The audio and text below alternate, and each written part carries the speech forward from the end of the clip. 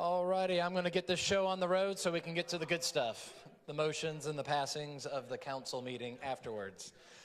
All right, so hello everyone. My name is Bobby Wagner. I am the current mayor of Destin, and it is an honor this year to bring you guys the State of the City Address 2025. This is all going to be about your priorities, our progress, and the vision that we as council is casting for all of us who call Destin their home, whether you're here for a day, a month, or a lifetime. If you love Destin, this is your home. I'm talking to you. So I appreciate everyone here that's here in attendance in person. I appreciate everyone online, whatever camera's on at me at the moment. And before I begin, I just want to give two big shout outs. One, to all 7 council members, whether they're up here or not behind me. Every elected official in Destin is an unpaid position, and so everyone behind me here is giving their heart, time, and energy into this because this is their home as well.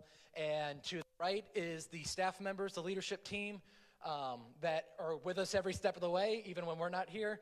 So for the leadership team, I just want to thank you guys individually for everything you guys do, for making this web of crazy community chaos come together.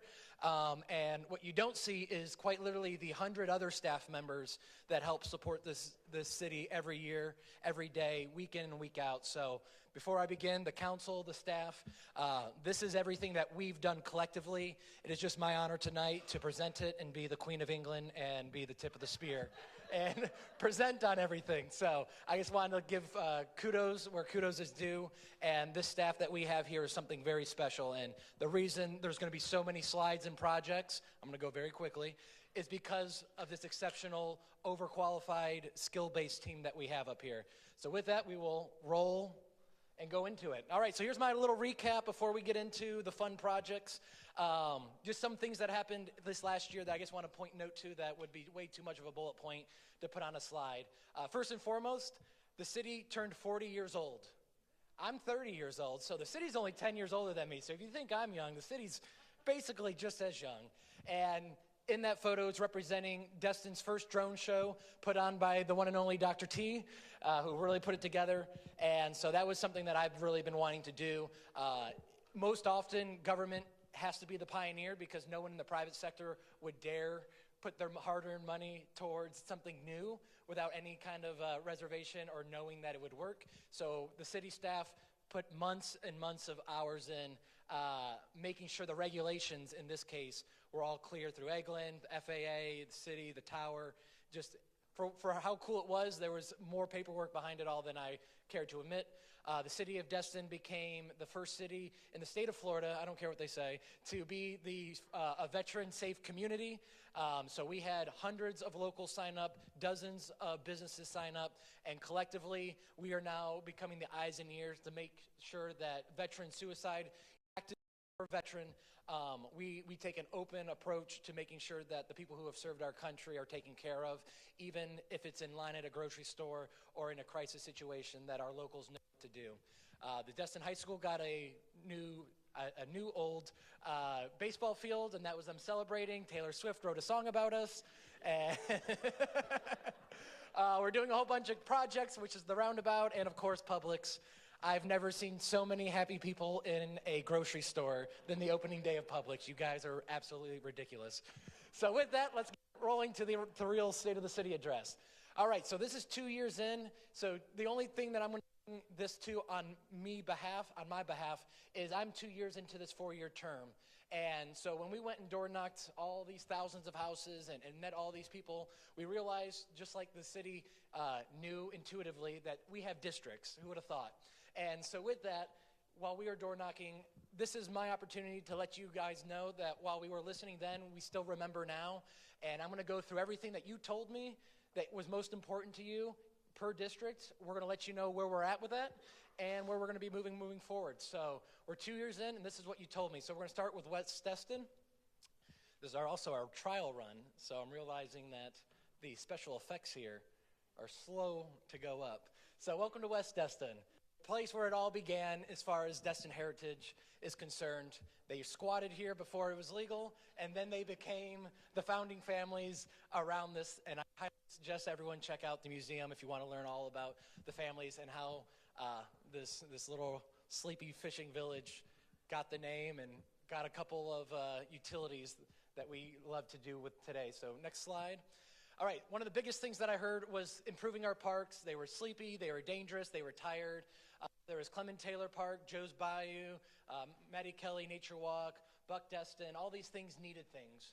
And we needed to go find money. So one of the biggest things that I'm proud of, even though it's taking a little bit longer, the majority of these projects are using other people's monies, and I think we like it when other people's monies are used versus our general fund money, or AKA our local taxpayer money.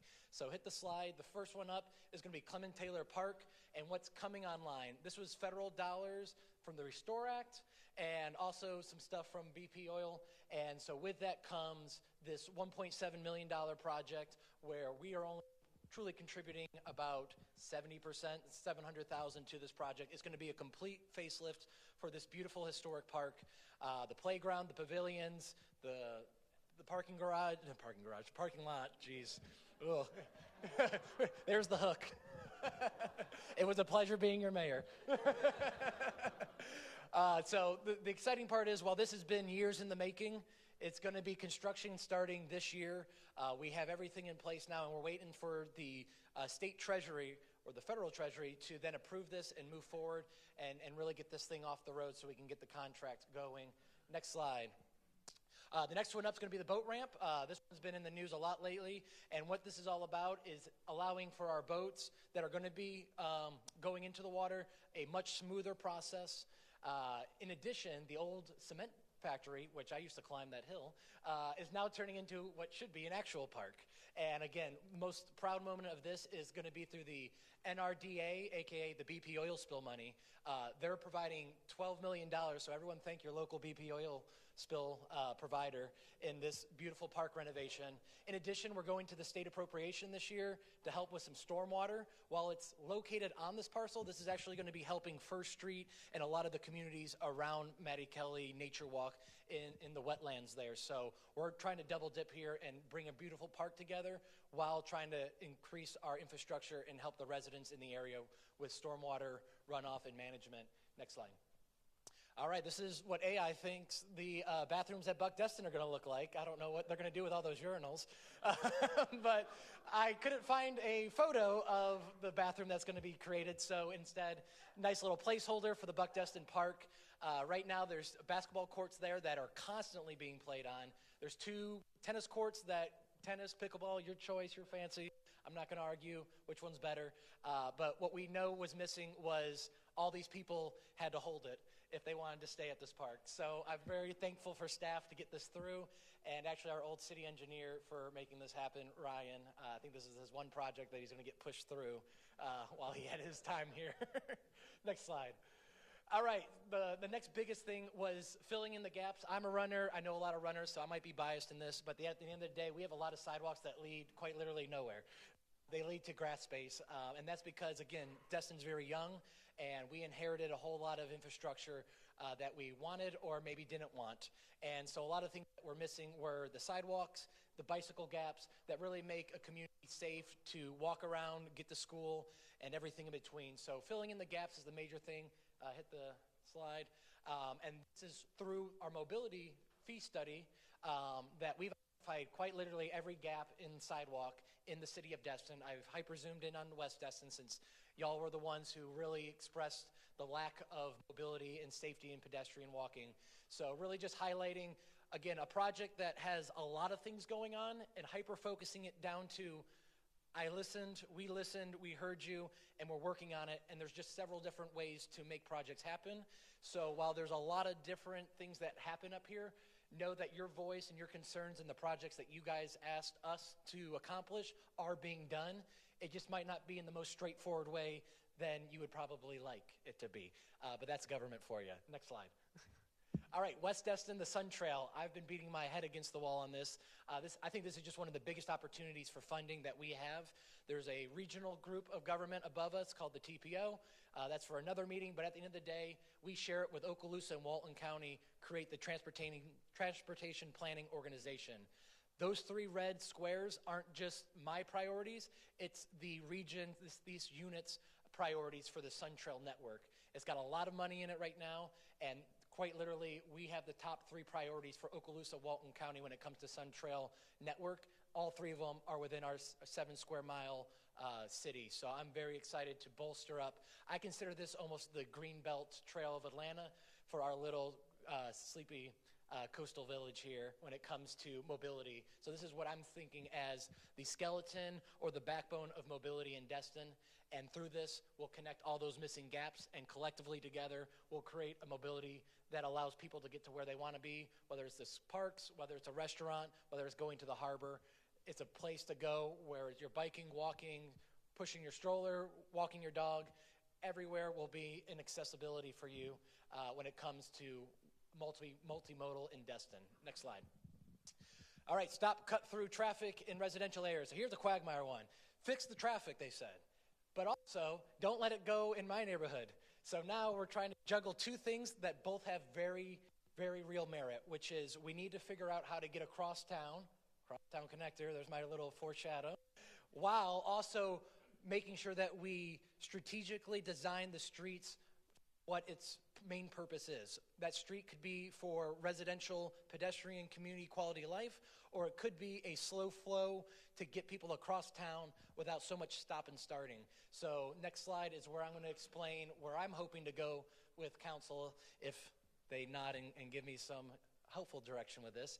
So the crosstown connector's coming, and while we always thought of it as the missing link, in reality, again, part of that impact fee, it's really an east corridor across Destin, where we're trying to relieve the traffic off of people's front door and get it behind their houses, behind their back fence, and that way it's at least more optimized between Airport Road, Legion, going to Azalea, and there's no cut-throughs. But that quite honestly begs the very valid point then, we're pushing traffic even more north into our communities, into Kelly, around the elementary school, around the community center.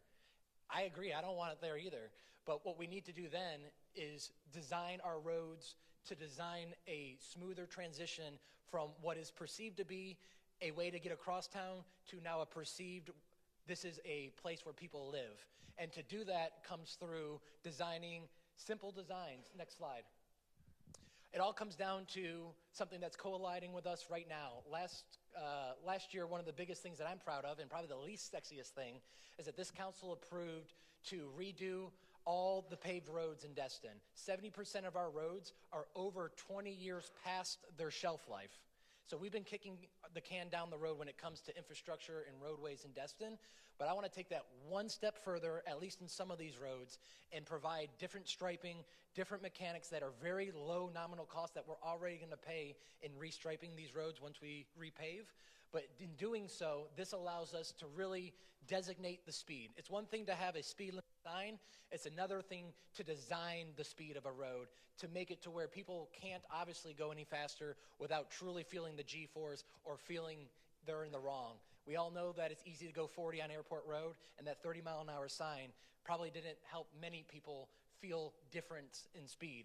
This is all about redesigning our community, redesigning our roads and our pathways to put our number one priority first, and that's the pedestrians, the locals, and the people who walk from the parks that we're redeveloping to the playgrounds that we're reimagining. So next slide. So, and I got ahead of myself here. So $3.6 million per year for the next 5 years. We'll repave every road in Destin, and that's a commitment that has already passed through ordinance by the council behind me. Again, something very unsexy, but at the end of the day, probably one of the best things that a city can do, and that's reinvest in the infrastructure that we all use day in and day out. My next solution is just to take that a step further and look at the restriping models, and we'll be seeing that on Benning as a test subject. So thank you guys. Possibly he's getting me a no now. All right, next slide. And this is what AI thinks, if we do all this, what it may look like. Isn't that a cool Destin? I told it Destin 20 times, and it still gave me this kind of weird New England vibe. Next slide. All right, the next place is Crystal Beach. If you have a visioning board and you're wanting to live at the beach, I'm sure your vision board has something that looks like Crystal Beach. This is kind of our front porch when it comes to what Destin has to offer. Next slide. How am I doing on time? We'll speed this up. All right, the number one thing by far, I don't have data, but let me just call it 99% of people that we talked to had an issue with the beach chair vendors, the beach chair vendor encroachment, There's a mean high tide water line. There's erosion control line. What the heck does that mean? I just want to be at the beach, and can these vendors leave me alone? So next slide. So again, this is kind of very multi-levels of government, and I'm here to report that while we looked through all of it, there's only so many things that cities can do on this issue. With that being said, here's what we have done. We hold regularly annual meetings with the beach chair vendors and all the community partners that create basically a pleasant beach outing. And that way we're all on the same page, whether it's turtle season, the beach cleanup every morning, the chairs, the fire department, as far as when it comes into lifeguards. We all meet together and we just try to get on the same page because at the end of the day, we're all one big community.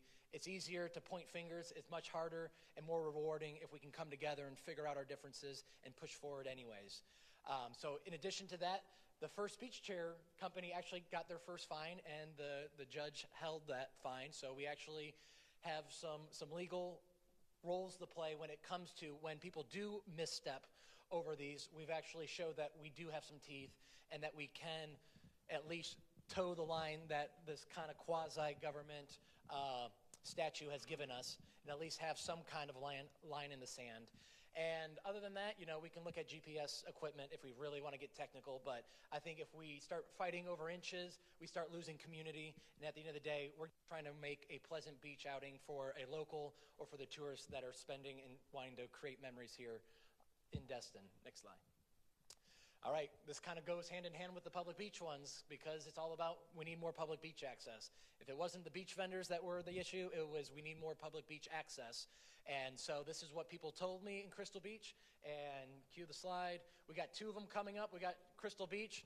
Councilman Bagby has this under his name. Where are we at? What are we doing? It's kind of in limbo.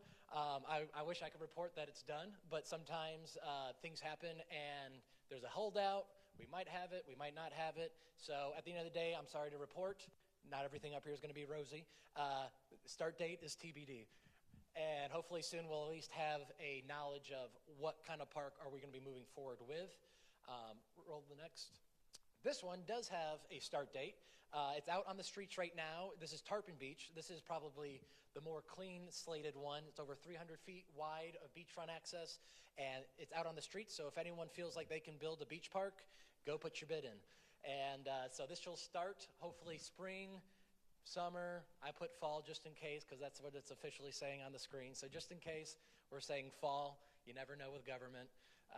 I've stopped being a little, you guys have robbed my optimism a little bit on the timing of things. All right, next slide.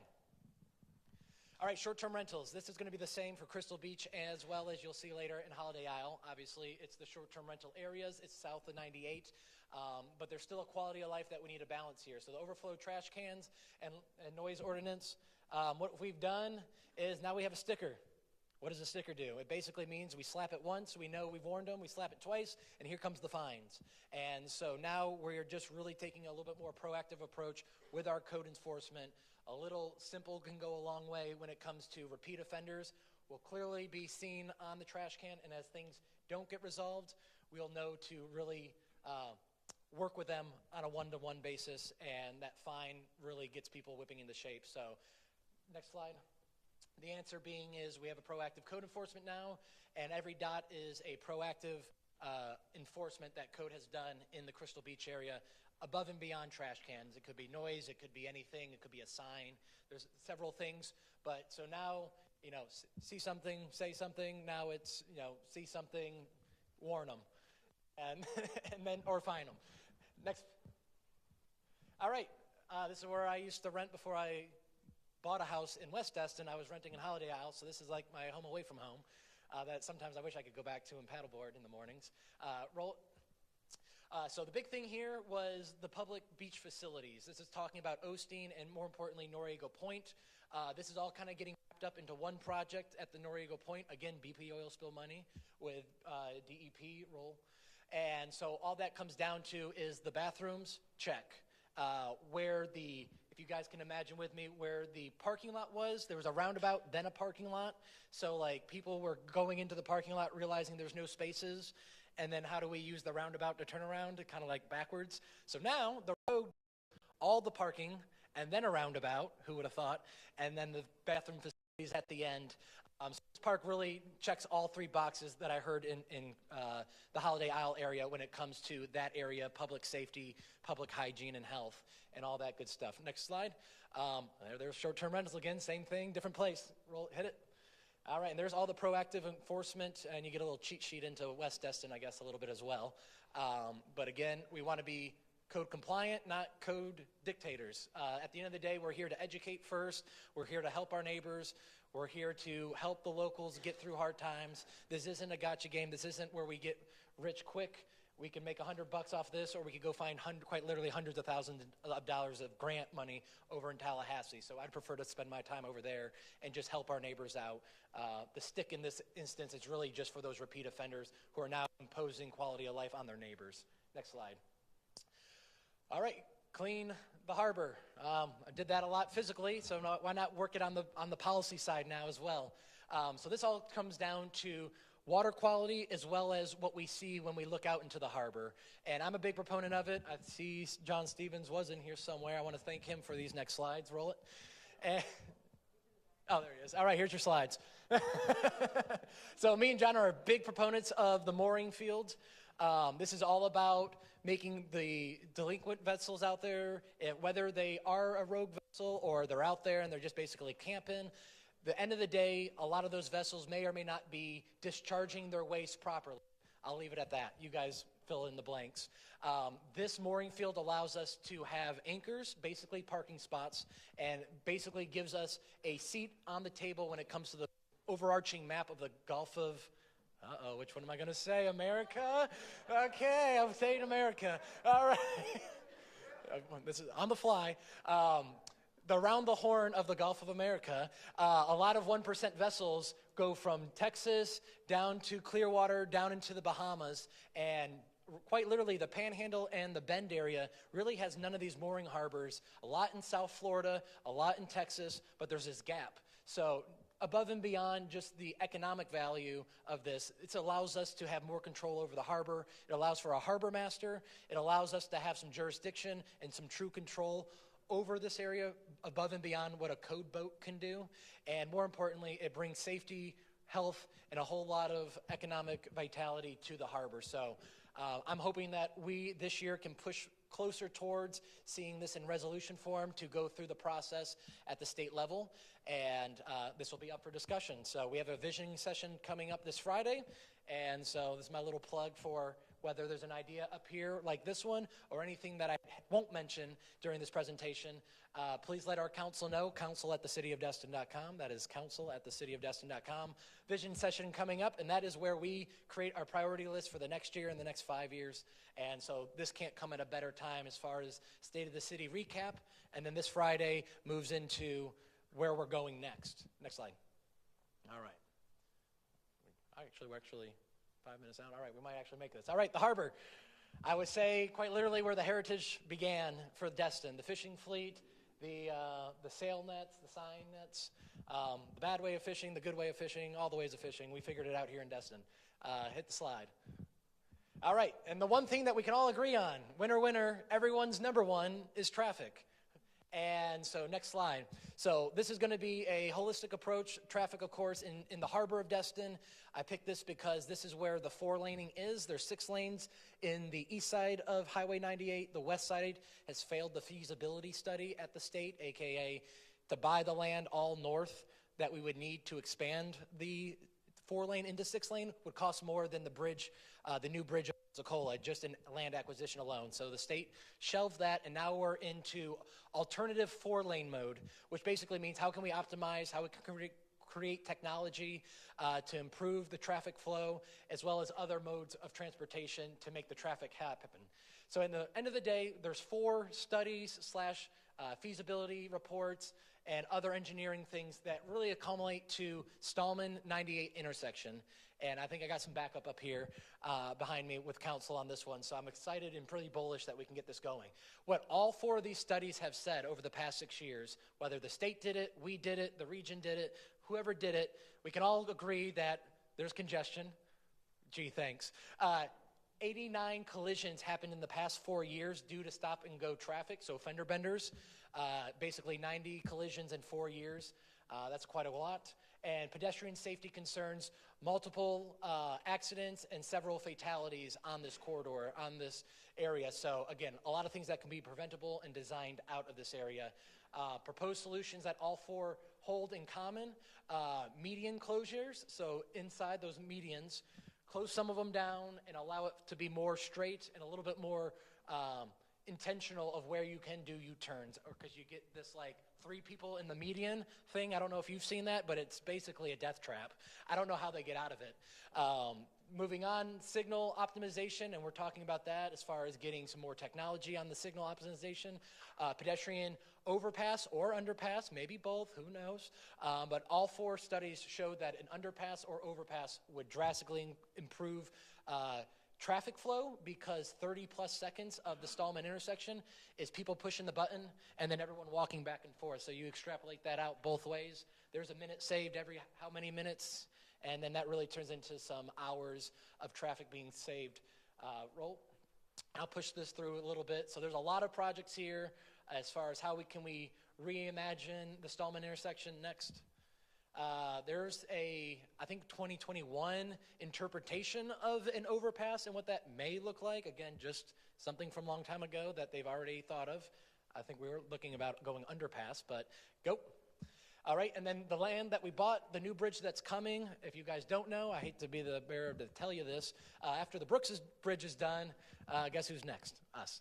And so once the Brooks Bridge is wrapping up, we are now in the process of the PD&E study, basically the study for the bridge, and that's going to be moving forward. We were up at Tallahassee 2 weeks ago in the governor's office, and a lot of the people behind me here have great influence, so this is the great part of a team, is we can all kind of pull our influence from different directions, and my vision for this bridge is to make it a landing destination. Right now, the current bridge would be categorized as a level 1 utility bridge, which basically means it functions. This is the heart of Destin. This is the commerce area, this Destin Harbor, and this is the landing page. This is what everyone sees when they come over the bridge and they finally made it, is going over this bridge and seeing East Pass, the Emerald Coast water, and our harbor. And I think we should have a bridge that reflects our heritage, our design, and things that make this place inherently unique for our area. And so I really think that's something where we'll be planting a seed, and when I'm 50, we'll have the ribbon cutting. So, again, my optimism is low with timelines in government. All right, go. Don't quote that. And then the harbor, this is our CRA district. So while I talked a lot about the harbor itself, the bridge, the parcel, and a lot of these things going on, I do want to just point out that Mountain Drive seems to be getting revitalized through the good old-fashioned supply and demand and good old human ingenuity of seeing different places come alive. And I've been very excited just to see how many people are walking down south of Benning to go visit some of the new shops down there. So I already can start seeing the energy happening, and the harbor is thing highlighted here in that harbor CRA district. So next slide. This is the SRS plan. So again, taking all these concepts, all these different individual ideas, and combining them all together to make a cohesive plan. So when we talk to the state, we talk to our region, we talk to our citizens, if we can build this project together and create this gateway for the harbor, we can do so with everyone else's money and a little bit of our money and maybe just our land. So this whole SRS plan in my head for the harbor is consolidating all these projects into one, moving forward to make sure that when we move forward, we're moving forward together as one, as effectively as we can, as efficiently as we can, and making sure that every dollar, whether it's the state's dollar or our local dollar, gets optimized to the farthest possible quality of life use for our citizens, because every dollar at the end of the day is our dollar. All right, keep rolling. I'm starting to get the eyes. Town Center, here we go, final one. Bringing life to Main Street. That was, all right, pretty broad, but I went through my notes. These are quite literally the notes from my door knocking and my campaign, so it is what it is. So main thing, of course, next slide, Publix. Again, partner, private entity, we just happen to be the city, and so we're very thankful for Publix coming in. Roll the slide again. This is everything in 2 years, where it was 2 years ago, where it is today, actually a little bit further because the crane's gone, and they're open. Next slide. And then here's the parcel that's left. Out of that 21 acres, we have just about 10 acres of land left. It's still owned by Publix, so they own the land. But that doesn't mean we can't dream come together and create the city center that we were all hoping for to really invigorate this. It is over a mile long of unobstructed pathway from Main Street to Morgan Sports Center. It's really this corridor of no vehicles, just pedestrians, 1 mile long, that's connecting what I see as the two community hubs to be. And that is the Morgan Sports Center enhancement and recreation, as well as Main Street revitalization when it comes to mixed use. So roll. And this is from the SRS plan as well, as far as what Morgan Sports Center could be if we enhance it out. I believe this is truly where the vision needs to go as a city. The community center has its place over on the west side. This is something more than a community center. This is a community hub. This is where, if we plan it correctly, we can have multiple organizations come together to complete missions that you guys, the citizens, have told me, whether it's care, business development, more recreation for our kids of all ages, or even us as adults for co-ed. This area can be something more if we bring the partnerships together. So it's more than a community center. To me, it's a community hub that's really going to check a lot of different needs in this community. And I know that there's already partners out there that are interested in coming together with different funding sources to make things like this happen. I want to do a shout out real quick that there is a skate park in that little top right corner there. So the skate park and the pickleball are in there for those who keep asking me about pickleball and skate parks. I grew up skating, so I am a little biased to that, but there's both of those, and they're coming. All right, next slide. All right, last but not least, we are absolutely one community after all, and regardless of what government tells us, we're still one Destin, and we're still here to help each other out. I'm going to answer anyone online, any phone call, any email, regardless of what your address is. We might not be able to help you all the time. That doesn't mean I can't listen to you guys and try to provide a sense of local support to the different governments that control our lives. And so hit the slide. This is all about unincorporated Destin sharing a vision with us for a thriving Destin. With you guys, I've already engaged online with them. There's several things that we need to accomplish with or without us. And that is the Commons Drive traffic flow and safety when it comes in front of Home Depot and the traffic mall.